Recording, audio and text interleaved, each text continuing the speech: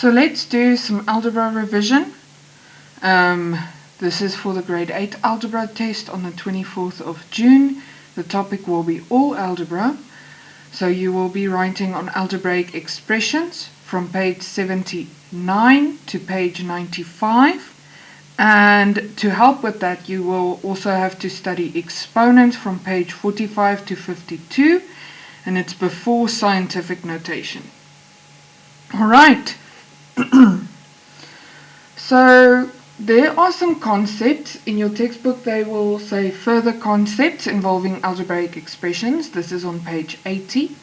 An expression contains one or more letters. Okay, so those letters are called variables, and it is called an algebraic expression. So an expression containing one or more letters is called an algebraic expression. So for example, x plus 4 or 4xy or something like that. The terms of an algebraic expression are separated by plus and minus and are glued together by multiply, divide and brackets. But remember, the multiply can be invisible and the divide can be invisible. So for example, over here, if we write 3x, then that is glued together by multiply because there's an invisible multiply in between. Or over here, if we have 4 over x, that's still one term. It's 4 divided by x. Okay, so for example, over here, 4x, which means the same as 4 times x. Mathematicians are very lazy. If we don't have to write something, we won't. So if we don't have to write the multiply, we won't. But that's the only sign that we can do this with. We can't do it with plus and minus or divide. It's only multiply. Okay, this is one term because it's glued together by the multiply. This is two terms. And how do I know that? Because we have the first term separated by plus and the second term. This is a trick question. This is glued together by brackets, so this is all one term. The same with something like x plus 4y over z. This is all glued together by that giant divide sign. So this is also one term. Okay, this is 1, 2, 3, 4 terms. Because that's 1, that's 2, that's 3, that's 4 separated by plus, plus, and minus. This is one term plus second term minus third term. So this is 3 terms. This is all one term because there's a multiply and then in brackets this is glued together. So it's brackets glued together, multiply glued together, so all of these pieces are glued together. So it's one term. Similarly, this is one term glued together by the big divide sign and the multiply in between. This is one term because it's grouped together by the multiply over here. And this is 1, 2, 3, 4, 5, 6 terms. All right. If you have any questions, let me know about that.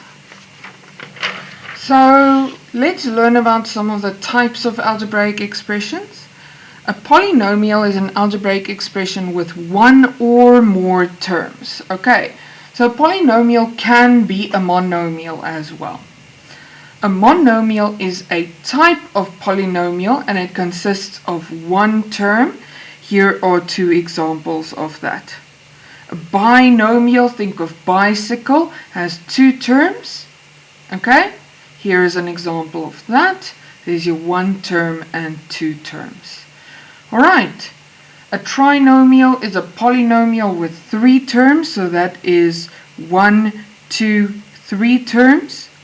A quadnomial is a polynomial with 4 terms, 1, 2, 3, 4 terms. And an algebraic expression consists of 3 parts. Alright.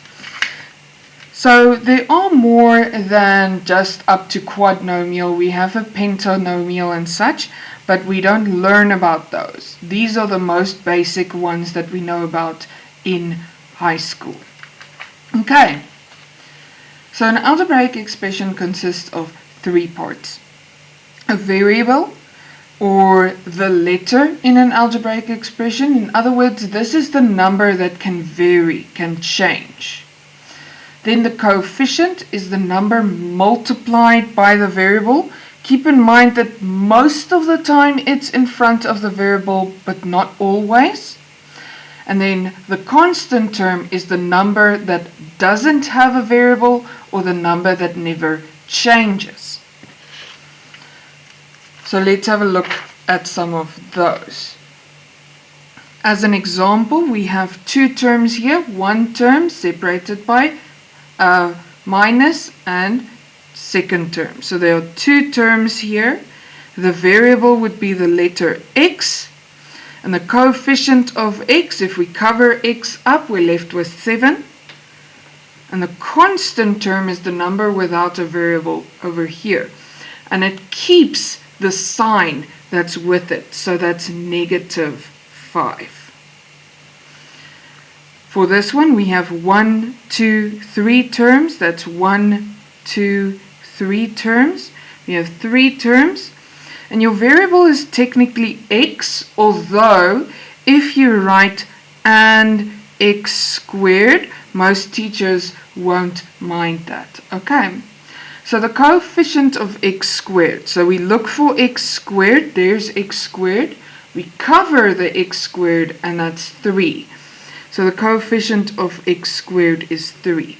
Similarly, the coefficient of x, we cover the x. Now be very careful here. It's not just 2, it's negative 2. So the coefficient is negative 2. And the constant term is 6. If you write positive 6, that's also correct. Alright. Here is another example. We have 1, 2, 3 terms. The terms over here, we have 3 terms. Now, our variables are x and y. Remember, it's the letters. And if you did write and x squared, I personally would not have a problem with that. But remember, x squared is just like x multiplied by itself. So the base of that variable is technically x. Alright, then let's look for the coefficient of x squared. Now here's x squared. The coefficient is the number multiplied with that. But here's our problem. There's nothing in front of it. If there is no number in front of a letter, and I'm just getting my cookies out. If there is no number in front of a letter, then there's always an invisible 1. Okay, a ghost 1. So the coefficient of x squared is 1. Then, let's have a look at this. This is a trick question. The coefficient of x, cover x. It's not just 7. It's not just negative 7. It's negative 7 y, because we're left with the y as well. So it's negative 7 y. Similarly, if we cover the y for the coefficient of y, we get negative 7x, not just negative 7. Because y and x are part of the number that is multiplied with the variable. Okay. And the constant term, the number without a variable, is 5. If you wrote plus 5, that's also correct.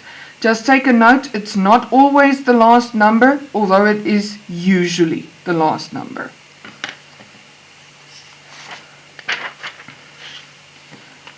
Last 2 examples over here, and they're getting increasingly difficult. We have 1, 2 terms here, so we have 2 terms. The variable is x. If you wrote x squared and x cubed, it's iffy, but I would have you write x. Okay? The coefficient of x cubed is 3. And then let's look at the coefficient of x squared. That's negative 2.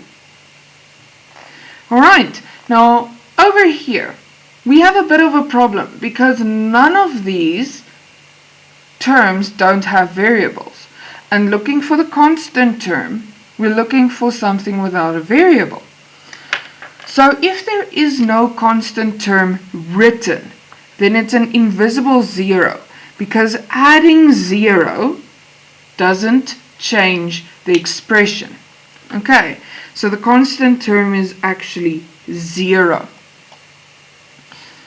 Alright, then let's have a look over here. This is one term, second term, and then this is one term together because the multiply glues it together. So it's 3 terms, not 4. The variable is x, and if you wrote x squared, I would be iffy about that. Okay, I would prefer if you just gave x. So let's look for the coefficient of x squared. Now be very careful here. We're covering x squared.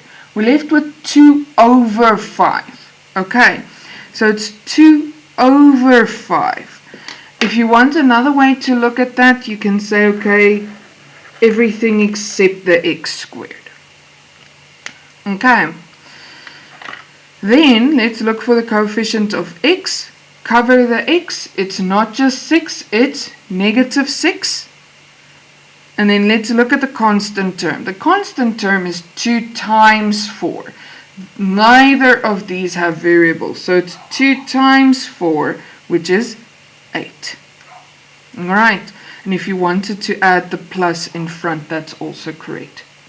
To practice this, you're going to go to your grade 8 textbook, exercise 2 on page 82. Make sure you read the question carefully.